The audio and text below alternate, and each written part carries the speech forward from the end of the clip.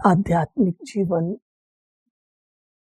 इस संसार में सर्वश्रेष्ठ जीवन है। आध्यात्मिकता का अर्थ ही है स्वयं का अध्ययन करना, स्वयं को एक्सप्लोर करना, स्वयं को देखना, भीतर में जाना और इस भीतर के संसार का आनंद लेना। उन अनेक प्राणियों में से मैं यूं महसूस करती हूं कि भगवान ने मेरे जीवन में भी एक ऐसा सुअवसर दिया है, या यूं कहें ये वर्तमान जीवन एक ऐसा सुंदर सुअवसर है, अपॉर्चुनिटी है, भगवान की दी हुई गिफ्ट है, जो इस जीवन में आध्यात्मिकता को अपनाया। बचपन में ही 5-6 बरस की आयु में ब्रह्मा कुमारी ईश्वरीय विश्वविद्यालय के संपर्क में आए और तब छोटे बच्चे थे, इतनी बात समझ तो नहीं आती थी, लेकिन ये सुनते थे बार बार भगवान स्वयं आए हैं इस धरा पर, इस कलयुग को बदलकर सत्युगी नई दुनिया की स्थापना करने। उस समय इस प्रकार का भारतवर्ष में समय था जब देश नया नया आजाद हुआ था, लोगों में आजादी का जज्बा था। उसी वातावरण से ये जीवन भी प्रभावित था, तो ये लगता था कि देश के लिए कुछ करना चाहिए। लेकिन ये महावाक्य कि भगवान नई दुनिया की स्थापना करने आए हैं, एक नए जज्बात मिले कि क्या नई दुनिया की स्थापना होगी, और भगवान स्वयं कहते हैं तुम बच्चे उस स्थापना के कार्य में मददगार बनो। तो सुनकर यूं लगता था कि कोई भी मनुष्य मात्र इस प्रकार की परिकल्पना नहीं कर सकते हैं और उसकी विधि नहीं बता सकते। ब्रह्मा कुमारी ईश्वरीय विश्वविद्यालय में कई लोग जो आते थे वो कहते थे ये तो ब्रह्मा कुमारियों की कल्पना है, नई दुनिया आएगी, सत्युगी दुनिया आएगी। लोग भी अपने जीवन में कई कहते हैं हाँ मैं तो एक नया संसार रचूंगा, लेकिन वो नया संसार कैसा होगा?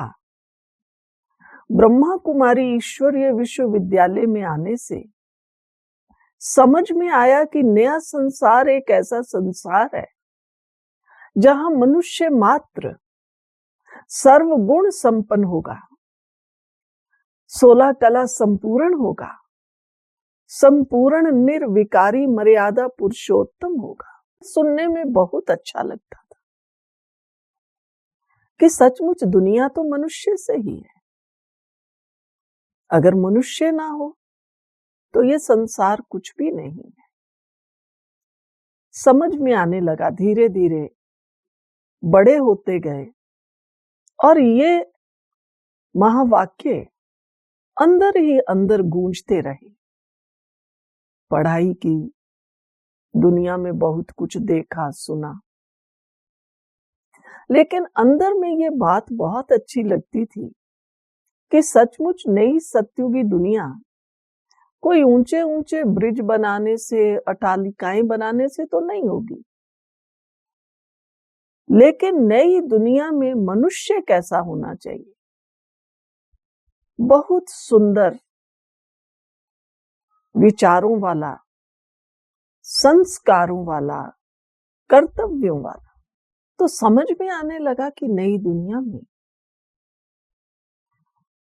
कुछ नवीनता मनुष्य में होगी।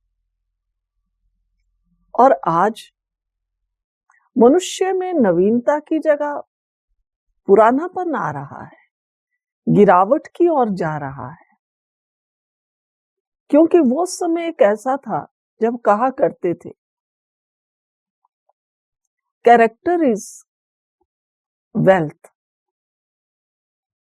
Character is lost, everything is lost.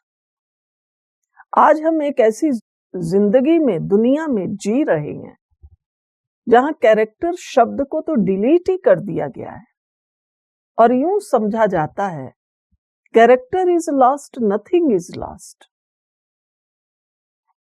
तो ये एक नई सोच, ये एक नया विजन,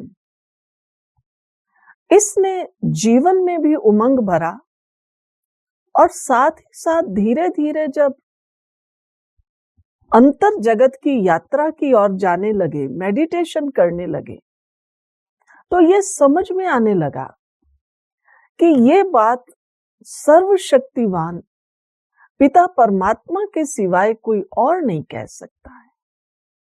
मनुष्य मात्र ये नहीं कह सकता है।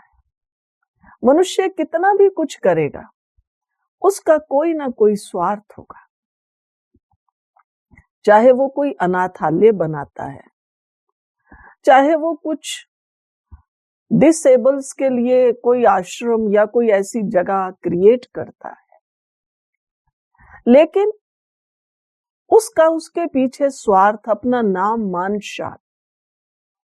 ब्रह्मा कुमारी ईश्वरीय विश्वविद्यालय के फाउंडर दादा लेखराज, जिनका पहला नाम था, परमात्मा की प्रवेशता के बाद प्रजापिता ब्रह्मा कहलाए।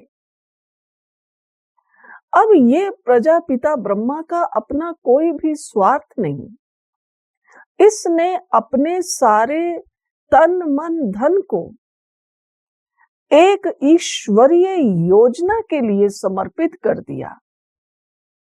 न कहीं दादा लेखराज का नाम है, न कोई इस प्रकार की नेम प्लेट लगी हुई है।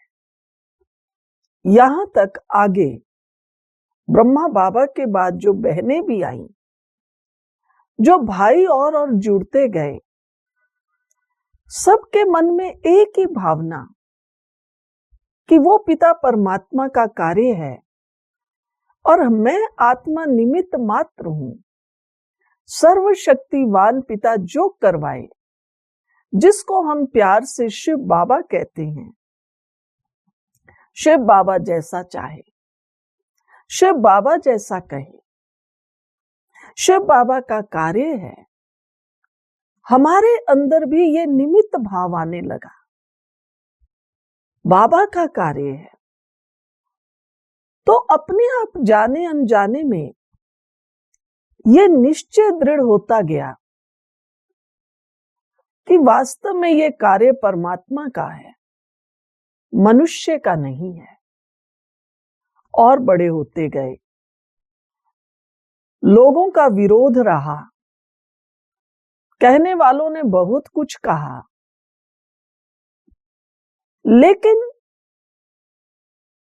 मैं यूं महसूस आज तक भी करती हूं कि ये ब्रह्मा कुमारी ईश्वरीय विश्वविद्यालय वास्तव में पूरे विश्व में एक बहुत बड़ा चैलेंज है, जहां इतनी माताएं, बहनें, भाई सब मिल करके ईश्वरीय योजना में लगे हुए हैं, समर्पित हैं, डेडिकेटेड हैं और जीवन में ब्रह्मचर्य, पवित्रता को धारण किया है। आज किसी घर में एक बेटी होती है तो मां बाप का बाल ही सफेद हो जाते हैं। ब्रह्मा कुमारी ईश्वरीय विश्वविद्यालय में कितनी बेटियां, कितनी कन्याओं ने अपना जीवन समर्पित किया है और सबका जीवन पवित्र जीवन है, चाहे भाई हो, चाहे बहनें हो। यह कार्य ईश्वर के अलावा कोई नहीं कर सकता।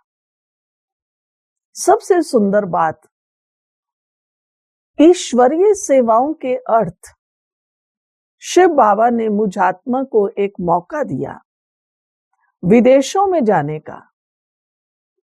जब मैं विदेशों में ईश्वरीय सेवा अर्थ गई, देखकर बड़ी हैरानी हुई। गोरे भी आते हैं, काले भी आते हैं, और सब अपने जीवन में ज्ञान और योग के नियमों को धारण कर रहे हैं। वह लोग भी सवेरे अमृत वेला 4 बजे उठकर मेडिटेशन करते हैं। उन्होंने भी अपने खान पीन का परिवर्तन किया, शुद्ध खाना अपनाया, मीट अंडा तो छोड़िए, प्याज लहसुन तक का त्याग किया। उन लोगों ने भी पवित्रता को अपनाया। तो यूं लगा कि ये ब्रह्मा कुमारी ईश्वरीय विश्वविद्यालय, जिसका नाम ही है ईश्वरीय विश्वविद्यालय, सचमुच ये ईश्वर का कार्य है, जहां किसी का फिजिकली धर्म परिवर्तन नहीं किया जा रहा। क्रिश्चियंस को कोई हिंदू नहीं बनाया जा रहा, मुस्लिम को कोई हिंदू नहीं बनाया जा रहा, लेकिन चाहे क्रिश्चियन हो, मुस्लिम हो, किसी भी देश जाति का हो, अफ्रीकन हो, अमेरिकन हो, काला हो, गोरा हो, जिसको ज्ञान समझ आ जाता है, वह अपने संस्कारों को, अपने सोच को, अपने बोल को, अपने कर्म को परिवर्तन करने में लग जाता है। अपनी आत्मा को, अपने मन और बुद्धि को एम्पावर करने में लग जाता है। यह कार्य केवल एक परमात्मा ही कर और करा सकते। ब्रह्मा कुमारी ने किसी का धर्म परिवर्तन नहीं किया, जाति परिवर्तन नहीं की। आप जो हैं, जैसे हैं, वैसे ही रहिए। किसी का रहन सहन परिवर्तन नहीं किया। आप जो पहनते हैं, जहां रहते हैं, वैसे रहिए, लेकिन अपने सोच को बदलिए, अपने संस्कारों को बदलिए, अपने कर्म को बदलिए। कर्म प्रधान विश्व रचि राखा। तो केवल ईश्वर पिता परमात्मा ही मनुष्य आत्माओं को ये दिशा, ये शक्ति, ये राह दिखा सकते। तो ये कार्य ईश्वर का है, भगवान का है। मनुष्य मात्र कोई भी ऐसा नहीं कर सकता जो इतना विशाल हृदय हो, इतना विशाल सोच हो। केवल मनुष्य की बात नहीं,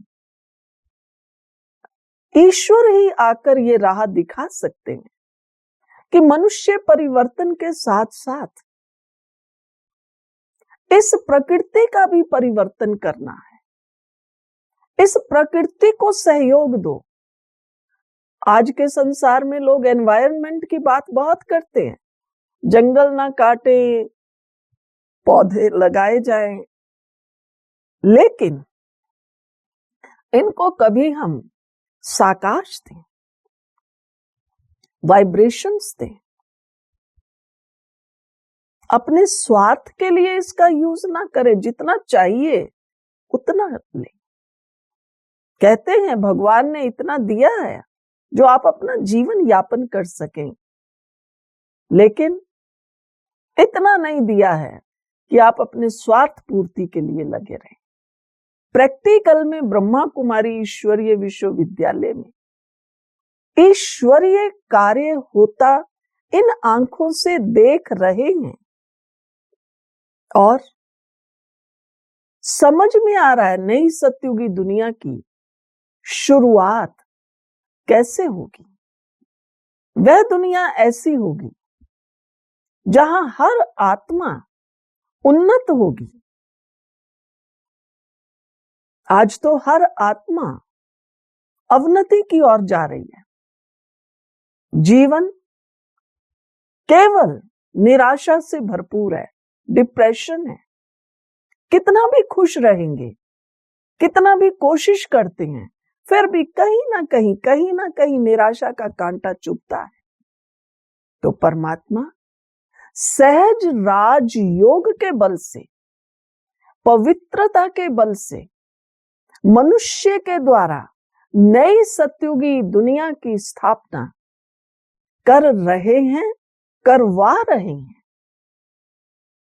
करवाने वाला वो है, करने वाला मनुष्य है। अगर कोई इस ज्ञान को थोड़ा सा साक्षी होकर, साक्षी माना तटस्थ होकर देखे, इम्पार्शियल होकर देखे। मैं तो कई बार हंसी में कहती हूं, कोई सर्वे तो करे, कोई रिसर्च तो करे कि ये ब्रह्मा कुमारी जो नई सतयुगी दुनिया की स्थापना कर रही हैं, ये कैसे हो रही है। ये एक बहुत गहन बड़ा विषय है। तो सचमुच ब्रह्मा कुमार कुमारी बहनें भाई नई सतयुगी दुनिया के कार्य में समर्पित हैं और नई दुनिया लाकर के ही रहेंगे। लेकिन उस नई दुनिया के आने से पहले हम भागीदार बन जाएं, हम भी उसमें पार्टिसिपेट करें। ऐसा ना हो नई दुनिया आ जाए और हम कहीं सोचते रहें, ओहो हमें कोई बताता तो हम भी इसमें भागीदारी कर लेते। तो आइए केवल 1 सेकंड के लिए अपने अंदर दृढ़ संकल्प लाइए कि हाँ, सर्वशक्तिवान पिता परमात्मा की संतान मैं आत्मा भी मास्टर सर्वशक्तिवान हूं। परमात्मा दिव्य बुद्धि दाता है। पिता परमात्मा मुझ आत्मा को भी दिव्य बुद्धि का वरदान दे रहे। इस दिव्य बुद्धि के आधार से मैं आत्मा भी नई सतयुगी दुनिया में, नई सतयुगी दुनिया की स्थापना के कार्य में मददगार हूं। मददगार बने, नई सतयुगी दुनिया में चलें, आए हुए पिता परमात्मा से संबंध जोड़ें, जीवन को महान बनाएं। ओम शांति।